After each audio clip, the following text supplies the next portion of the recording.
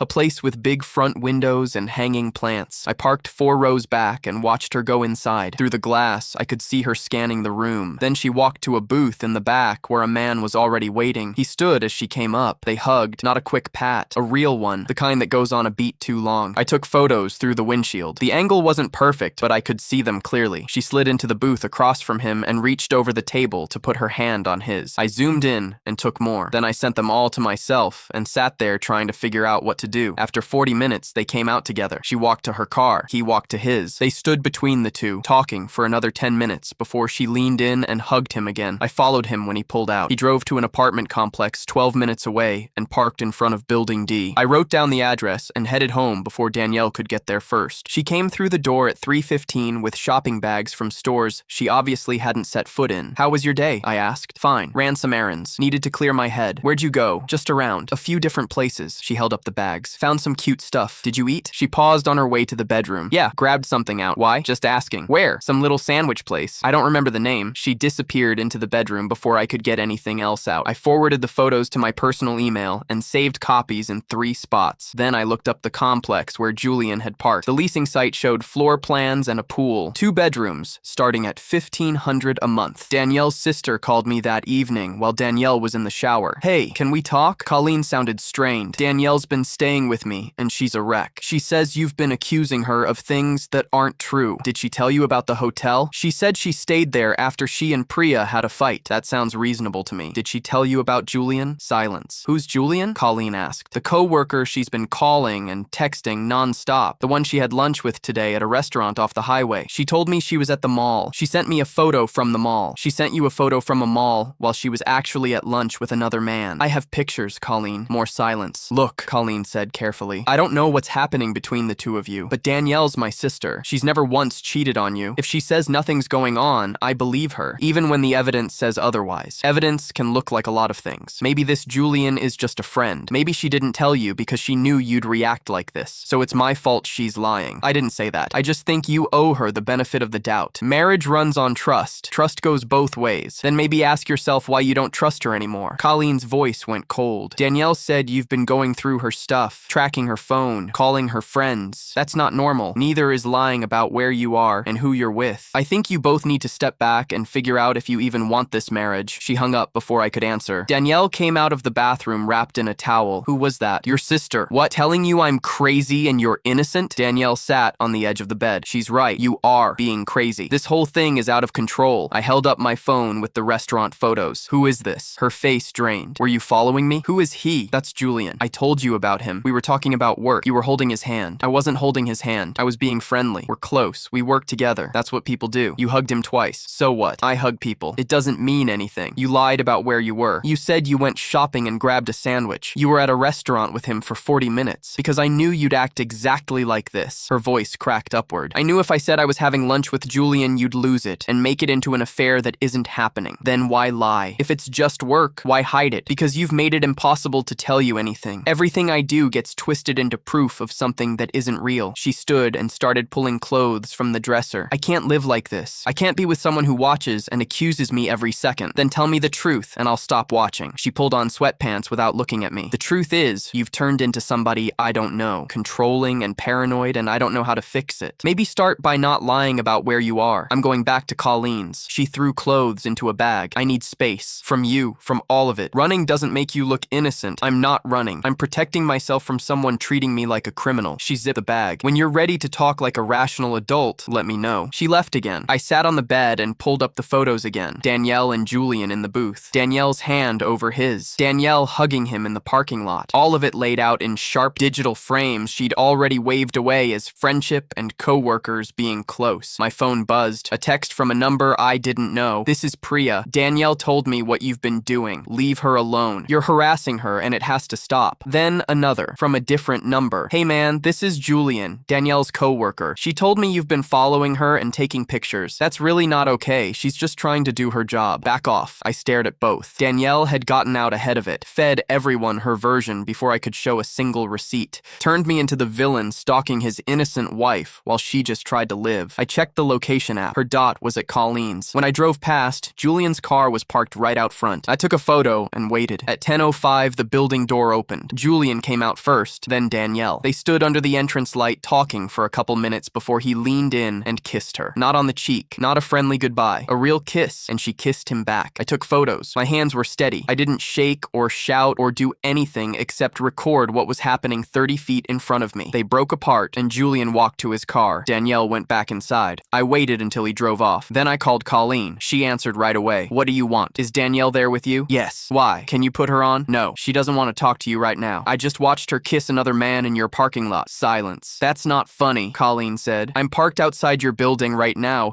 Julian just left." silver hatchback. Want me to tell you what Danielle's wearing? More silence. Colleen, I need to talk to her. Now. Hold on. Muffled voices. Then Danielle came on the line. What are you doing here? Watching you lie to everyone, including your sister. I don't know what you think you saw. I saw you kiss Julian. I have photos, several, from a few angles. She didn't say anything. How long has this been going on? You need to leave. You're harassing me. How long, Danielle? I'm hanging up. If you don't go, I'm calling the police. The line went dead. I drove home and sent the photos to myself, backed them up, saved them everywhere I could think of. Then I opened my laptop and started writing everything down. Every day since Wednesday. Every lie, every contradiction, every piece of proof. I put it in order by date and time, plain and factual. Sunday morning, Danielle came home at 6:40. She let herself in quietly, like she thought I might still be asleep. I was sitting at the kitchen table with my laptop and 3 folders of printed pages. We need to talk, I said. She stopped in the doorway. I'm not doing this right now. Then when are you going to stop lying? I'm exhausted. I didn't sleep. Can we do this later? No. Sit down. She looked at the folders. What is all that? Everything. Phone records, credit card statements, photos, your whole story in order. She sat down across from me slowly. I opened the first folder. Wednesday night, you told me you were at Priya's doing book club. You were at a hotel. Here's the charge. I explained that. Thursday, you said Priya forgot to tag you. Then you changed it to you left the rooftop early. Then you changed it again to you went over after she got home. 3 versions of one night. I was confused about the timeline. Saturday, you said you were shopping and grabbed a sandwich. You were at a restaurant with Julian for 40 minutes. I have photos of you holding his hand. I slid them across. Danielle looked at them without picking them up. Saturday night, you said you were staying at Colleen's to get away from me. Julian was there. I watched you kiss him in the parking lot at 10:05. I showed her those too. Who else knows about this? She asked quietly. No one yet, but that changes today. She looked up at me. What do you want? The truth. All of it. How long? She closed her eyes. 4 months. The number landed harder than I expected. 4 months of lies. 4 months of coming home to her every night while she built a whole separate life I knew nothing about. Where did you meet him? At work. We got put on the same account. Is it serious? I don't know. Maybe. We haven't figured out what we are. You're married to me. That's what you are. I know. Her voice broke. I know. Okay, I messed up. I should have told you sooner. Told me what? That you wanted out? That you were cheating? What exactly should you have told me? I don't know. I don't have all the answers right now. Were you ever going to tell me? Or were you just going to keep lying until I stopped asking? She didn't answer. All those late inventory counts. All those working dinners. All those times you got defensive when I asked where you were. You made me feel insane for noticing. You were acting insane. You were going through my things, tracking my phone, because you were lying every single day to my face and making me feel paranoid for seeing what was right in front of me. I didn't want to hurt you. You did. Every time you lied. Every time you came home and pretended everything was fine. Every time you told me I was being unreasonable for asking a simple question. She put her face in her hands. What do you want me to say? I want you to take responsibility. I want you to stop blaming me for your choices. I want you to admit none of this is my fault. It's not your fault. You're right. I made these choices. I lied to you. I'm sorry. The apology felt hollow. Too late and too small for all of it. Does Julian know you're married? Yes. Does he know you were lying to me about him? Yes. So they'd both known. Both helped build the whole thing while I sat at home thinking my wife was just buried in work. I want you out, I said. Pack a bag and go. Stay with Julian or Colleen or whoever. I don't care. Just get out of my house. Our house. It's our house. Not anymore. You gave that up when you brought him into our marriage. She stood up slowly. Can I have some time to figure out where I'm going? You've had 4 months to figure that out. You'll manage. She went to the bedroom and I heard drawers opening, hangers scraping the rod. I sat at the table and waited. 20 minutes later, she came out with 2 suitcases and her work bag. I'll come back for the rest. Fine. Let me know when so I can be somewhere else. She stopped at the door. For what it's worth, I really am sorry. I never wanted it to end like this. Then you shouldn't have started it with someone else while you were still married to me. She left without another word. I locked the door behind her and sat back down at the table. The folders were still spread out in front of me. All the proof in neat order. Proof I wasn't crazy. Proof every suspicion I'd had was right. My phone buzzed. A text from Danielle. Can we talk about this like adults? I don't want to leave it this way. I didn't answer. Another one came 2 minutes later. This one from Julian's number. Hey man, I know this is awkward, but Danielle and I really care about each other. I hope we can all be mature about this. I blocked his number. Then I scrolled to Colleen's name. She'd defended her sister even when the evidence pointed straight the other way. She deserved to know what was really going on. I called her. What? She sounded worn out. Danielle just admitted everything. The affair's been going on 4 months. She's leaving me for him. She told me you threw her out. I did, after she finally told the truth. Colleen went quiet. I'm sorry. I didn't know it was this bad. She told me you were just being paranoid and controlling. She lied to you too. She's been lying to everyone. I should have believed you about the photos. I should have listened. It's fine. You were protecting your sister. Still, I'm sorry. We talked a few more minutes about logistics and where Danielle would stay and what came next. Then Colleen said she had to go deal with her sister. I sat on the couch and stared at the Netflix home screen. Danielle's profile was still there, her photo smiling back at me. I opened it and saw that crime series we were going to watch together, still sitting in her continue watching row at 31 minutes. Monday morning, I woke up to 9 missed calls from Danielle and a voicemail that was mostly her crying. I deleted it without listening to the end. My phone rang again at 8:50. Danielle, I answered. What? We need to talk about the house and the bills and everything. We can't just leave it like this. Get a lawyer. I'm getting one. Can't we work this out ourselves? Do we really have to bring lawyers into it? Yes. You cheated on me for 4 months. There's nothing to work out. I made a mistake. I'm sorry. Can't we at least try counseling? No. She started crying again. Please. I don't want to lose you. I don't want to lose everything we built. You should have thought about that before Julian. I ended it with him last night. I told him it was over. I want to work on us. I laughed. Actually laughed. You ended it after I caught you. After I threw you out. After you had no other option. I ended it because I realized what I was about to lose. I love you. I want to fix this. It's too late. It's not too late. People get past this all the time. I'm not people. I'm done. You won't even try. Why would I try? So you can lie to me for another 4 months. So I can spend the rest of my life wondering where you really are and who you're really with. She went quiet. I'm hanging up now, I said. Don't call again unless it's about the divorce. I ended the call and blocked her number. Then I drove to Julian's complex. I wanted to see where my wife had been spending her time while I sat at home thinking everything was fine. Building D, Unit 118. I knocked. Julian answered in a t-shirt and gym shorts. His face changed when he saw me. Hey man, look, did you know she was trying to get back together with me? What? This morning she called me crying, saying she wants to fix our marriage. Did you know about that? He stepped back from the door. She told me she needed a little time to sort things out. That's not what she told me. She said she ended it with you last night. She said that? Yeah, an hour ago. Said she realized what she was about to lose. Julian's jaw went tight. She told me she was leaving you, that she'd already decided. Then one of you is lying, or both. Hard to say at this point. He pulled out his phone and started typing. I'm calling her right now. Good luck. I blocked her, but maybe she'll pick up for you. He put the phone to his ear. It rang 4 times and went to voicemail. He tried again. Same. She's not answering, he said. Probably because she knows she's caught in another lie. He tried a 3rd time. This time, someone picked up. I could hear Danielle's voice through the speaker, small and far away. Where are you? Julian said. I'm home. Your husband is at my apartment. Her voice jumped. What? He's standing right here. He said you called him this morning trying to get back together. I couldn't make out her reply. That's not what you told me, Julian said. You told me you were done with him. You said you'd made up your mind. His face went red. So you lied to both of us. Danielle's voice rose to a shout. Tinny threw the phone. Don't turn this around on me, Julian said. You told me you were leaving him. You told him you wanted to fix it. Which one's true? The line went dead. Julian stared at his phone. She hung up. He said, yeah, welcome to the club. He looked at me. Did she ever tell you the truth about anything? No. She lied about where she was going, who she was with, what she was doing, lied to my face every day for 4 months. She told me you were controlling, that you tracked her and went through her stuff. I did. After I caught her watching our show on Netflix while she was supposed to be at book club. After she lied about the hotel. After she lied about all of it. Julian sat down on the arm of his couch. She made it sound like you were the problem, like she was the one suffering. That's what she does. Makes everyone think she's the victim and everybody else is crazy. I feel like an idiot. You should. You were sleeping with a married woman. She told me you two were basically over, that it was just a formality. We weren't over. We were fine until she decided to start something with you. He rubbed his face. I didn't want to be that guy. I actually believed her. My phone buzzed. A text from a number I didn't recognize. This is Danielle. I'm using Colleen's phone. We need to talk, please. I showed Julian the message. Are you going to answer? He asked. No. What are you going to do? File for divorce. Move on. Forget she exists. Just like that. Just like that. He looked at me for a long moment. I'm sorry. For what it's worth, you should be. But saying it doesn't fix anything. I left him sitting on the arm of his couch and drove home. When I pulled in, Danielle was waiting on the front porch with Colleen standing beside her. I need my things, Danielle said. Fine. Get them and go. Can we talk first? No, please. Just 5 minutes. Colleen stepped forward. She wants to apologize properly. Let her say what she needs to say. I already heard it this morning on the phone. I'm not interested in a repeat. Danielle's eyes were red and swollen. I messed up. I know I did. I hurt you in the worst way possible, but I want to make it right. You can't make it right. You can't uncheat. You can't unlie. It's done. I'll do anything. Counseling, therapy, whatever you want. Just give me a chance. I gave you 4 months of chances. Every time I asked where you were, that was a chance to tell the truth. Every time I questioned your story, that was a chance to come clean. You didn't take a single one. I was scared. Of what? Of losing me? Because that happened anyway. I was scared of hurting you. You hurt me anyway. The lying hurt me. The cheating hurt me. Making me feel crazy for seeing what was right in front of me hurt me. You don't get to say you were protecting me. Colleen put a hand on her sister's shoulder. Maybe give her some space to get her things and go. That's what I've been saying. I unlocked the door and stepped aside. Danielle went in with Colleen behind her. I stayed on the porch while they filled boxes and bags. Danielle came out 20 minutes later carrying 2 boxes. I'll need a few more trips. Fine. She loaded them into Colleen's car and came back for more. On her 3rd trip, she stopped in front of me. I know you don't believe me, but I really do love you. I never stopped. You've got a strange way of showing it. I got caught up in something I shouldn't have, but it's over now. It's over because you got caught, not because you wanted it to be. That's not true. Then when were you going to tell me? Next week? Next month? Never? She didn't answer. That's what I thought. She grabbed another box and walked to the car. After 4 trips, everything was loaded. She stood by the passenger door, looking back at the house. I'll have a lawyer contact you. Can we not rush it? See if we can work things out first? No, Danielle, it's over. Sign the papers when they come. Don't drag it out. Colleen got in the driver's seat. Danielle got in beside her. They drove off without looking back. I went inside and changed the locks that afternoon. Then I sat down at my laptop and searched for divorce attorneys near me. I found one with good reviews and sent an email asking for a consultation. The reply came within the hour. They could see me Wednesday. My phone buzzed. Another text from Colleen's number. Please don't give up on us. I'll prove I can change. I'll do whatever it takes. I love you. I blocked Colleen's number too. Then I opened Netflix one last time and deleted Danielle's profile. Her face vanished from the screen along with all her saved shows and her continue watching row. That crime series we were going to binge together disappeared with the rest of it. The divorce took 5 months to finalize. Danielle fought it at first, asking for more time, floating counseling, sending messages through Colleen and old friends. I ignored all of it. She moved in with Julian for a few weeks before that fell apart. Turned out he couldn't trust her either, after watching how easily she'd lied to both of us. Last I heard, she was in her own apartment across town, telling anyone who'd listen that I threw away our marriage over nothing. Colleen apologized about a month later, said she should have believed me sooner. We're not close now, but we're civil. I kept all the evidence in a folder on my desktop. The call logs, the statements, the photos. I never needed them. Danielle didn't contest anything in the end, but I keep them anyway, just in case. Sometimes I think about that Wednesday night when I came home and saw her profile streaming our show. How one small thing pulled the whole thread loose. How all the lies I'd been talking myself out of suddenly became impossible to ignore. I changed my Netflix password that same week and started a fresh account. No shared profiles. No shows saved for someone who was never going to watch them with me. Just my own list, and nobody else's lies cluttering up the screen. It's better this way.